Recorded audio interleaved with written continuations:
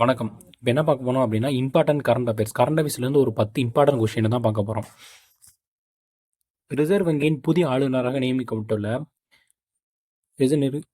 சஞ்சய் மல்கோத்ரா ஆர்பிஐயின் எத்தனாவது ஆளுநராக வந்து பதவியேற்றிருக்காரு அப்படி கேட்டால் 26வது ஆளுநராக பதவியேற்றிருக்காரு.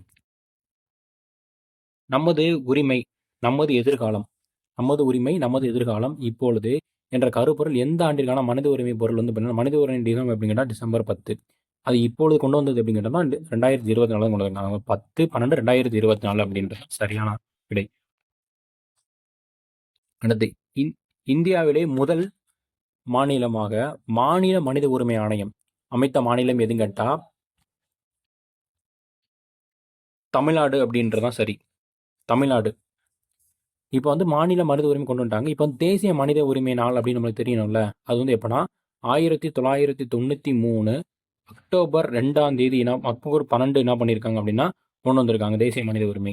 இதே வந்து மாநிலத்தில் வந்து பார்த்தோன்னா 17/4/1997, அதாவது ஏப்ரல் 17/1997 வந்து பார்த்தோன்னா தமிழ்நாட்டில் வந்து மாநில மனித உரிமையை வந்து கொண்டு வந்திருப்பாங்க.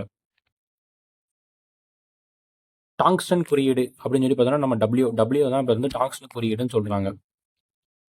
அடுத்து மிஸ் எர்த் 2024 தேர்ந்தெடுக்கப்பட்டுள்ள ஜெசிகா லேன் எந்த நாட்டை சேர்ந்தவங்க அப்படின்னு பார்த்தீங்கன்னா ஆஸ்திரேலியா நாட்டை சேர்ந்தவங்க.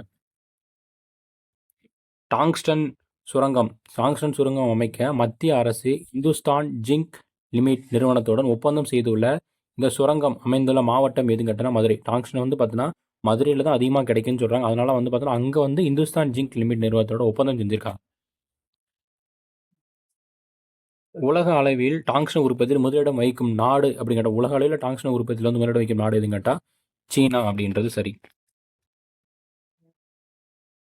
தமிழ் இலக்கிய மறுமலர்ச்சி நாள், அதாவது பிப்ரவரி 19 யாருடைய நினைவாக வந்து கொண்டாடப்படுகிறது அப்படின்னா தமிழ் வளர்ச்சினாலே நம்மளுக்கு மறுமலர்ச்சி நம்ம யார் வரணும் உவே சாமிநாதர் அப்படின்றது தான் சரி.